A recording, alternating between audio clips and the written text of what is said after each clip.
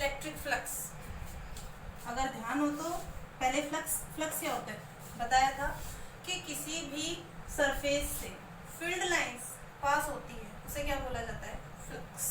Electric flux की अगर हम बात करें तो किसी सरफेस से कितनी number of electric field lines pass हो रही है, किसी क्षेत्रफल से कितनी विद्युत क्षेत्र रेखाएं गुजर रही है, उसे क्या कहा जाता है, फ्लक्स। मान लो हमारा कोई सरफेस है जिसमें से फील्ड लाइंस प्रोड्यूस हो रही है। सरफेस का एरिया हमने कंसीडर कर लिया dA। अगर हम फ्लक्स को डिफाइन करें तो फ्लक्स क्या होता है, number of field lines passing through a surface area. Electric flux के लिए हम इसको डिनोट कर देंगे phi e से। अगर हम इसका स्मॉल सरफेस एरिया कंसीडर करते हैं तो हम यहाँ पे यूज करेंगे d phi, और अगर आप कंप्लीट के लिए यूज करते हो तो यूज करोगे phi। कंप्लीट के लिए निकालने के लिए हमें क्या करना पड़ेगा, इसका integration d phi e, value आपके पास है, प्लेस कर सकते हो e dot dA। Okay, cross dot product को अगर हटाते हो तो E D A cos theta यहाँ से आप डिफाइन कर सकते हो। ये हमारी वैल्यू आ गई total flux produce through a field. अगर आपको खाली बोला जाए सिंपल फ्लक्स तो आप डिफाइन कर सकते हो ई डॉट डी ए। इसके बाद हमने इसमें स्पेशल केसेस पढ़े थे कॉस थीटा की डिफरेंट वैल्यूज के लिए। सबसे पहले हमने लिया था theta is equals to 0 degree पे, सेकंड हमने लिया था theta is equals to 90 degree पे, और थर्ड कंडीशन में हमने लिया था theta is equals to 180 degree. जब हम कह रहे हैं कि थीटा इज इक्वल्स टू है हमारा 0 डिग्री, दैट मीन्स कि हमारा फील्ड का जो एरिया है वो भी इसी डायरेक्शन में हो और इलेक्ट्रिक फील्ड जो है वो भी इसी डायरेक्शन में हो। cos थीटा 0, cos 0 हमारा होता है 1, तो यहाँ पर हमारा फ्लक्स होगा phi इज इक्वल्स टू ई ए। 90 की अगर हम बात करते हैं तो कहने का मतलब अब हमारी जो फील्ड लाइंस होंगी वो तो प्रोड्यूस इधर ही होंगी, एक ही डायरेक्शन में होंगी। एरिया हमने ले लिया perpendicular to the field lines, cos 90 0, that means overall flux हमारा हो जाएगा 0। cos 180 की अगर हम बात करते हैं तो कहने का मतलब एरिया और इलेक्ट्रिक फील्ड लाइंस दोनों एक दूसरे के हमें लेनी है ऑपोजिट। तो यहाँ पर theta is equals to 180, that means cos 180 ये होता है हमारा -1, तो phi हमारे पास हो जाएगा माइनस ऑफ ई ए। ये आपको बता दिया था। नेक्स्ट है हमारा चार्ज डिस्ट्रीब्यूशन। इसको हमने 3 टाइप से पढ़ा था। पहला हमारा है लीनियर, दूसरा सरफेस और तीसरा वॉल्यूम। रैखिक, पृष्ठीय और आयत। लीनियर का मतलब कि किसी लाइन से कितना चार्ज डिस्ट्रीब्यूट हो रहा है, ठीक है। सरफेस का मतलब किसी पर्टिकुलर सरफेस में कितना चार्ज डिस्ट्रीब्यूट हो रहा है, और वॉल्यूम में कि किसी पर्टिकुलर सब्सटेंस की वॉल्यूम पे कितना चार्ज डिस्ट्रीब्यूट हो रहा है। पहले बात कर लेते हैं लीनियर चार्ज की। इसमें अगर आपको ध्यान हो तो हमने पढ़ा था, नोट किया जाता है ये लैम्डा से किसी पर्टिकुलर लाइन में आपने क्यू चार्ज प्रोवाइड करा तो ये पूरे सरफेस एरिया पे डिस्ट्रीब्यूट हो गया। अगर लेंथ की जब हम बात करें तो लैम्डा हमारा होता है जितना चार्ज हमने प्रोड्यूस करा और जितनी हमारी वायर की लेंथ थी। ये हमारा हो गया लीनियर चार्ज डिस्ट्रीब्यूशन में। सिमिलरली अगर हम सरफेस की बात करते हैं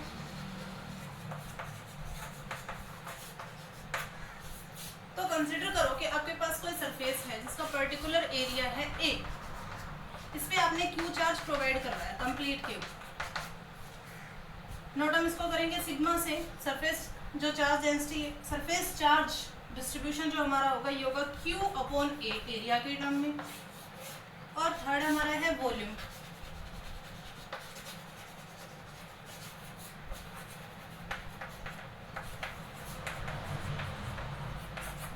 मान लो कोई क्यूब है आपके पास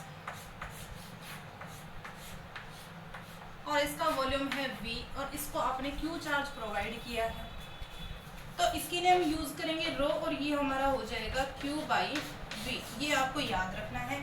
अगर स्मॉल एरिया, स्मॉल लेंथ या स्मॉल वॉल्यूम के लिए बोला जाए उस कंडीशन में आपको चार्जेस भी स्मॉल लेने हैं। दैट मीन्स इसके लिए अगर हम बात करते हैं तो हम स्मॉल टाइम के लिए हम इसको बोलेंगे dq/dl। सिमिलरली ये हमारा होगा dq/dA and this is equals to dq/dv। अगर यहाँ से आपको लीनियर चार्ज डेंसिटी की टर्म में आपसे चार्ज की वैल्यू पूछी जाए तो आप क्रॉस मल्टीप्लाई करके निकाल सकते हैं, ऐसे वॉल्यूम के लिए और सरफेस के लिए। नेक्स्ट है इलेक्ट्रिक डाइपोल। तो इलेक्ट्रिक डाइपोल क्या होता है कि कोई भी दो पर्टिकुलर चार्जेस हो इक्वल और ऑपोजिट और किसी पर्टिकुलर डिस्टेंस से ये सेपरेटेड हो, इसको हम क्या बोलेंगे, इलेक्ट्रिक डाइपोल।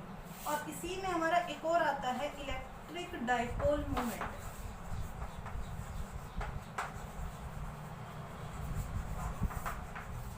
विद्युत द्विध्रुव आघूर्ण कि दो इक्वल और ऑपोजिट नेचर के हमारे पास चार्जेस हों और इन दोनों चार्जेस को हमने एक पर्टिकुलर डिस्टेंस कंसिडर कर लिया हमने, जैसे कि 2a डिस्टेंस से हमने इसको सेपरेट कर दिया, तो ये हमारा कहलाएगा इलेक्ट्रिक डाइपोल मोमेंट। अगर हम डेफिनेशन टर्म की बात करें तो इलेक्ट्रिक डाइपोल मोमेंट को हम P से डिनोट करेंगे और ये हमारा होता है कि चार्ज और प्रोडक्ट होगा डिस्टेंस।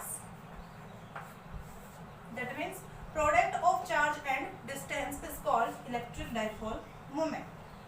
एक वेक्टर क्वांटिटी होती है इलेक्ट्रिक डाइपोल मोमेंट। नेक्स्ट हमारा गॉस लॉ। गॉस लॉ के अकॉर्डिंग क्या है कि किसी भी क्लोज्ड सरफेस से, लेट ये हमारा कोई क्लोज सरफेस है जिसमें चार्जेस है Q1, Q2, Q3, Q4 up to Qn charges इसमें रखे हुए हैं, तो गॉस हमें क्या कहता है कि इस क्लोज्ड सरफेस से जितना फ्लक्स पास होगा वो इक्वल टू होगा 1/ε0 times of the total charge. कुल जितना भी आवेश है उसके 1/ε0 के बराबर होगा। यहाँ से हम इसी चीज को ऐसे भी लिख सकते हैं, समेशन Q/ε0। तो अगर आपको वैल्यू ध्यान हो तो कूलम्ब्स लॉ में हमने पढ़ा था कि K = 1/4πε0। अगर इसी से मैं वैल्यू निकालूं ε0 की तो ये हो जाएगी 1/4πk। ये वाली वैल्यू अगर मैं इधर प्लेस करूं तो phi = summation Q as it is. अगर हम इसमें रखेंगे तो 1 यहाँ पे और ऊपर जाके 4πk। तो ओवरऑल यहाँ से हम फ्लक्स को ऐसा भी डिफाइन कर सकते हैं कि फ्लक्स जो हमारा होगा वो 4πk summation of Qk equal होगा। नेक्स्ट हमारी है गॉस लॉ की first application, intensity of electric field due to infinite line charge. अपरिमित रेखीय आवेश के कारण विद्युत क्षेत्र की तीव्रता। इसके लिए हम कंसिडर कर लेते हैं एक इनफाइनाइट लेंथ का वायर जिसकी लेंथ हमें नहीं पता कितनी है, इसका हमने कोई पर्टिकुलर सेंटर मान लिया। इस सेंटर से x डिस्टेंस पर एक पॉइंट सिचुएटेड है P और इस पॉइंट पर हमें फाइंड आउट करनी है इलेक्ट्रिक फील्ड इंटेंसिटी। वायर के दो एंड्स हमने कंसिडर कर लिए, स्मॉल एलिमेंट अल्पांश हमने मान लिए, ऊपर का पार्ट हमने मान लिया A1 B1 और नीचे के लिए हमने कंसिडर कर लिया A2 B2।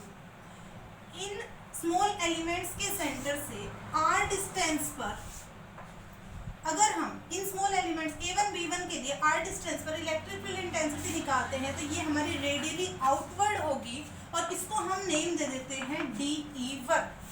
Similarly A2 B2 के सेंटर से अगर हम निकालते हैं तो ये भी रेडियली आउटवर्ड और इसको हम नाम दे देते हैं DE2।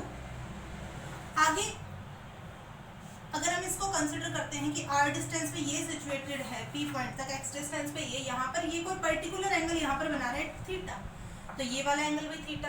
आगे हम कंपोनेंट को रिजॉल्व कर लेते हैं तो परपेंडिकुलर कंपोनेंट जो हमारा होगा वो ऑलवेज हमारा होता है साइन थीटा का और हॉरिजॉन्टल जो कंपोनेंट होता है हमारा वो हमेशा होगा हमारा कॉस थीटा का। तो ये हॉरिजॉन्टल के अलोंग जो हमारा फर्स्ट फैक्टर बनेगा ये बनेगा DE cos थीटा। फर्स्ट के लिए हम बात कर रहे हैं और यहाँ पर फर्स्ट के लिए जो साइन का फैक्टर होगा वो डाउनवर्ड होगा वर्टिकल डायरेक्शन में, ये हमारा बन जाएगा DE1 साइन थीटा। सिमिलर हम E2 के लिए अगर डिफाइन करते हैं तो हमारा हो जाएगा DE2 cos थीटा और अपर डायरेक्शन में होगा DE2 साइन थीटा। अब देखिए सिंपल सी बात है, अगर हम यहाँ से कंसिडर करें तो DE1 साइन थीटा और DE2 साइन थीटा के जो फैक्टर्स हैं वो ऑपोजिट डायरेक्शन में हैं और DE1 cos theta DE2 cos theta के फैक्टर्स इक्वल डायरेक्शन में हैं, तो ये दोनों हमारे एड अप हो जाएंगे और साइन थीटा के फैक्टर हमारे हो जाएंगे कैंसिल। इंटेंसिटी फाइंड आउट करने के लिए हम कंसिडर कर लेते हैं एक गॉसियन सरफेस। गॉसियन सरफेस कैसा सरफेस होता है? क्लॉथ सरफेस होता है जिसके इंटरनल चार्ज को काउंट किया जाता है, एक्सटर्नल चार्ज का गॉसियन सरफेस पर कोई इफेक्ट नहीं होता। हम कंसिडर कर लेते हैं कि हमारे पास एक सिलेंड्रिकल गॉसियन सरफेस है। इस सिलेंड्रिकल गॉसियन सरफेस को अगर आप देखोगे तो यहाँ पर हमारे पास बनेंगे इसके 3 part, upper curved surface, lower curved surface और सेंटर का। अब हम बात कर रहे हैं इनफाइनाइट लाइन चार्ज के लिए, तो इसमें हमने कंसिडर कर लिया कि एक लाइन या फिर एक वायर रखा हुआ है जिस पर कंप्लीट चार्ज प्लस क्यू हमने इसके ऊपर दिया हुआ है। इसके ऊपर हम कंसिडर कर लेते हैं 3 पॉइंट। मान लिया ये हमारा है सरफेस फर्स्ट, ये वाला हमारा है सरफेस सेकंड और इसको हम नाम दे देते हैं सरफेस थर्ड। सेंटर से r डिस्टेंस पर ये पॉइंट सिचुएटेड है P, जिसपे हमें निकालनी है इलेक्ट्रिक फील्ड इंटेंसिटी सभी पॉइंट्स के लिए। इसके लिए हम आउटवर्ड निकालेंगे, इसके लिए भी हमारी जो इंटेंसिटी होगी वो आउटवर्ड होगी और सिमिलरली इसके लिए भी हमारी जो इंटेंसिटी होगी वो होगी आउटवर्ड डायरेक्शन।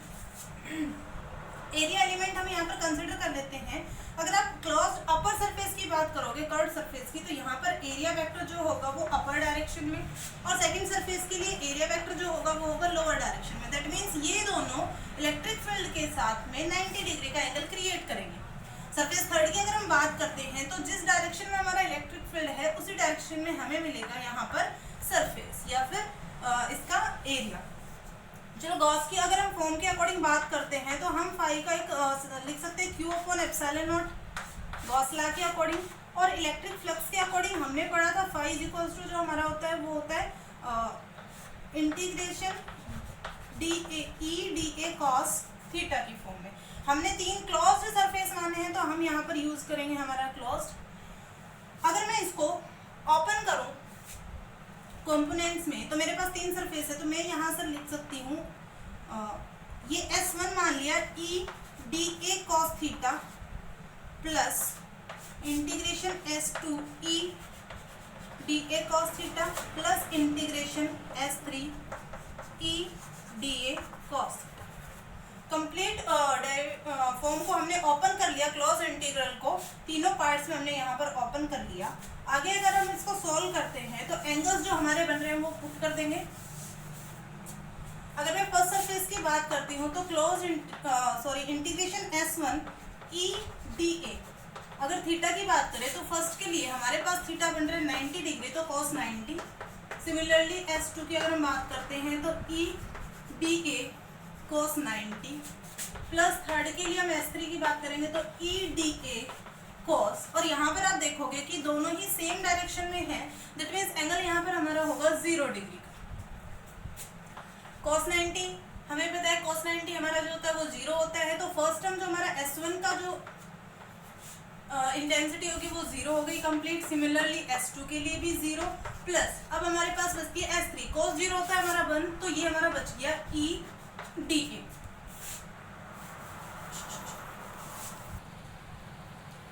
यहाँ से हम लिख सकते हैं phi is equals to integral S3 dA। इसको E dA अगर आप चाहते हो तो आप इसको S नाम भी दे सकते हो।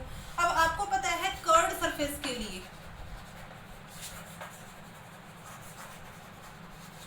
जो हमारा इंटीग्रल dA होता है वो हम लिख सकते हैं 2 पाई RL। यहाँ पर वैल्यू प्लेस करने पर फाई इज इक्वल्स टू हमारा हो जाएगा E इनटू इस पूरे के dA, इंटीग्रल dA की जगह हम प्लेस कर सकते हैं 2 पाई RL। यहाँ से हमें निकालनी है इंटेंसिटी, तो E इज इक्वल्स टू हमारा हो जाएगा फाई अपॉन 2 पाई RL। और फाई का एक वैल्यू हमें पता है, फाई इज इक्वल्स टू हमारा होता है summation of Q upon epsilon not. यहाँ पर हम वो वैल्यू भी प्लेस कर सकते हैं, तो ये हमारा हो जाएगा summation Q upon 2 pi RL into epsilon not. पूरी इक्वेशन को मल्टीप्लाई और डिवाइड कर दिया हमने 2 से,